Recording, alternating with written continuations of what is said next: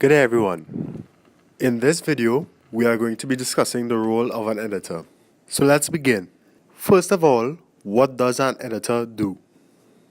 An editor is the person responsible for the practice of assembling shots into a smooth and proper sequence. The editor usually interacts with the director on achieving his creative vision. Of all the members of the film crew, the editor communicates with the director most of the time. Editing is an intuitive process. It is like visual editing. Editing can also be used to bridge historical process. Finally, what is the goal of an editor? The goal is to make the audience forget that they are watching a film. You need to describe the pacing of a scene as well as the number of shots. You must figure out why the editor chooses to do it that way. What do you like and dislike, and why are the questions you must be asking yourself. So let us now look at genre-specific editing. When editing different genres of film, an editor uses individual techniques and styles to illustrate this genre. These include cutaways, jump cuts, and close-ups, which can be applied to various genres such as horror, action, and drama. The way they edit these genres changes the way we think about the story, and our emotions change to the techniques used. It also captures the audience and draws them in. Let us look at an example. Sally Menke is an editor who has worked with well-known director Quentin Tarantino. The pair have collaborated on a range of films such as Reservoir Dogs, Pulp Fiction, Kill Bill, and Inglourious Basterds. We shall take an example and examine a scene from the movie Pulp Fiction. The editing throughout this film utilized some very key principles and conventions to engage the viewer from beginning to the end of this movie. One scene in particular, the briefcase scene, is one of the most recognizable components of the entire film. As we analyze this scene, you notice the main character Vincent opening a black briefcase. As he opens it, there is a long shot of expression on his face. Although not shown what is inside, this scene invokes a sense of intense interest to the audience. By the end of this scene, you are left guessing as to what could be inside. The technique used in this shot is called continuous editing. I'm sorry. Another scene of equal importance is the Jules' Bible passage. In this scene, Jules ritually recites what he describes as a biblical passage, Ezekiel 25:17, before he executes someone. Let us watch how this scene plays out. And the tyranny of evil men. Blessed is he who in the name of charity and goodwill shepherds the weak through the valley of darkness. For he is truly his brother's keeper and the finder of lost children. And I will strike down upon thee with great vengeance and furious anger those who attempt to poison and destroy my brothers. And you will know my name is the Lord when I lay my vengeance upon thee. The technique used in this shot is called continuous editing.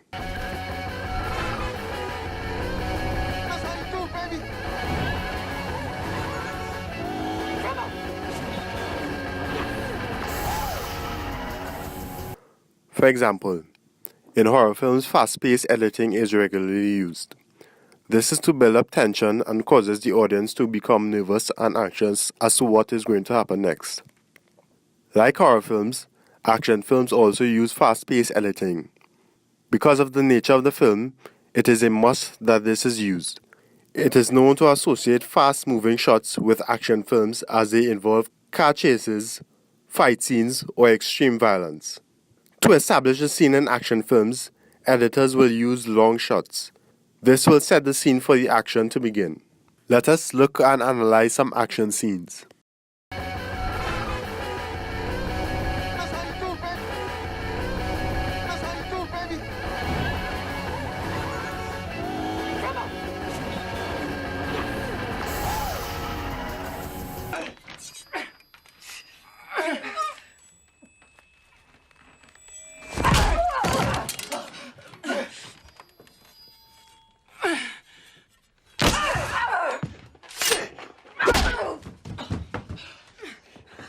Editing is able to guide the audience's understanding of the film narrative amplify character development, and generate an emotional responses. Different editing conventions have therefore been developed to amplify the dramatic effect of the narrative and the filmmaker's vision. Editing conventions are therefore highly significant in the creation of cinematic representations of the play text as they lead audiences to read the dramatic narrative within new contexts, using the visual language of the film to create insights that will complement the audience's understanding and appreciation of the play. Finally, let us critically analyze the relationship between editing techniques and audience engagement. All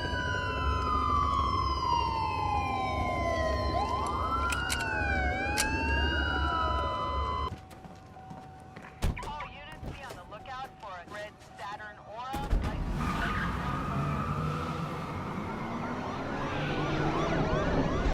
The editing process, more generally referred to as post-production, can range from being rather simple to extremely complex. The post-production period really encompasses any and all work on a project that comes after the shooting is completed.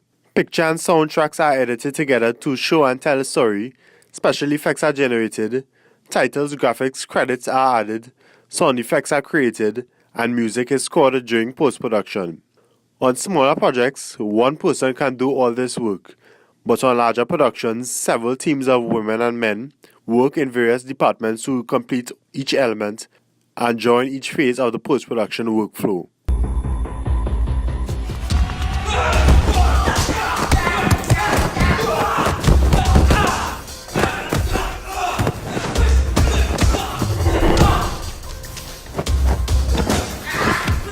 You can use editing to draw time and condense time. Take this for example. Parallel editing is the editing of two plot lines interconnected with each other. The process of editing begins in the post-production stage, in which a film or television piece is edited to create the final outcome. This is transformed into a piece suitable for its target audience. The role of an editor can be seen as one of the most important roles when creating either a film or television piece due to the fact that they are key collaborators with the director. When creating a film or television piece, the role of the editor is primarily to edit the footage they have received and cut together appropriate footage to enable the audience to clearly understand the narrative. The editor must always include a beginning, a middle, and an end so that the audience are able to fully understand the film. Thank you for watching, and please enjoy this montage of clips.